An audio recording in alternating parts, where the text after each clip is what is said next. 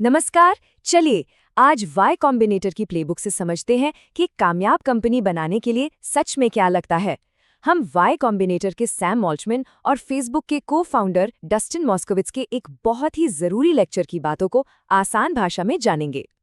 तो एक स्टार्टअप शुरू करने का ख्याल है? कैसे पर जाने से पहले क्यों को समझना सबसे ज्यादा जरूरी है। क्योंकि देखिए, स्टार्टअप लाइफ की जो पिक्चर दिखाई जाती है ना, वो असलियत से बहुत बहुत अलग होती है। अक्सर हमें क्या दिखाया जाता है? ग्लैमर, है ना? कि आप बॉस हैं, पूरी आज़ादी है, बड़ा इम्पैक्ट है। लेकिन डस्टिन मॉस्कोविट्ज के हिसाब से हकीकत वो बिल्कुल अलग है। ये पार्टियों और शानदार आइडियाज से कई ज्यादा लगातार कड़ी मेहनत और जबरदस्त मेंटल प्रेशर की कहानी है।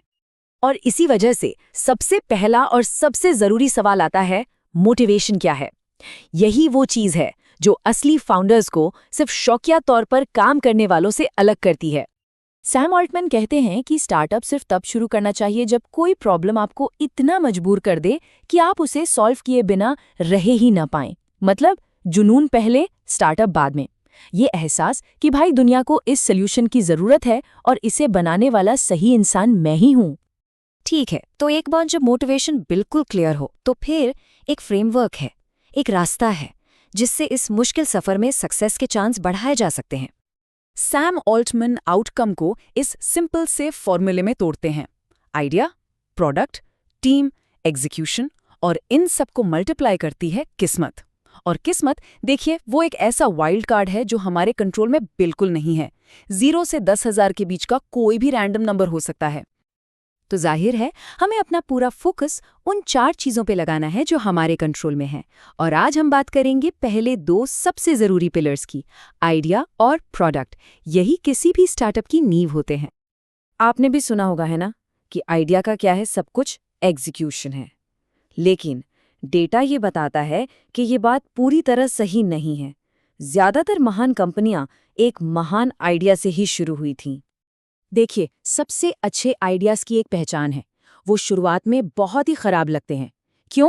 क्योंकि अगर कोई आइडिया सुनने में ही जबरदस्त लगे तो उस पर पहले से ही ढेरों लोग काम कर रहे होंगे। असली मजा तो एक ऐसे ब्रिलियंट आइडिया को ढूंढने में है जो एक बुरे आइडिया का नकाब पहने हो। और इसके कुछ क्लासिक एग्जाम्पल्स देखिए।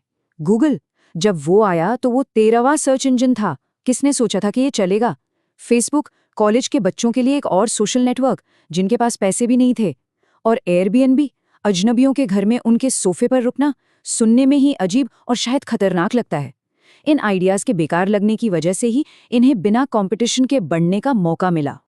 तो जैसा सैम ऑल्टमैन कहते हैं, आपको ऐसा आइडिया चाहिए जो अलोकप्रिय लेकिन सही हो, जो सुनने में तो लगे कि क्या बकवास आइडिया है, पर असल में वो एक जीनियस आइडिया हो। स्ट्रैटेजी सीधी है, एक छोटा सा मार्केट ढूंढो, वहां अपनी मोनोपोली बनाओ और फिर तेजी से फैल जाओ। चलिए, आइडिया से आगे बढ़कर अब दूसरे पिलर पर आते हैं, क्योंकि एक जबरदस्त आइडिया भी तब तक बेकार है जब तक उसे एक जबरदस्त प्रोडक्ट में न बदल दिया जाए।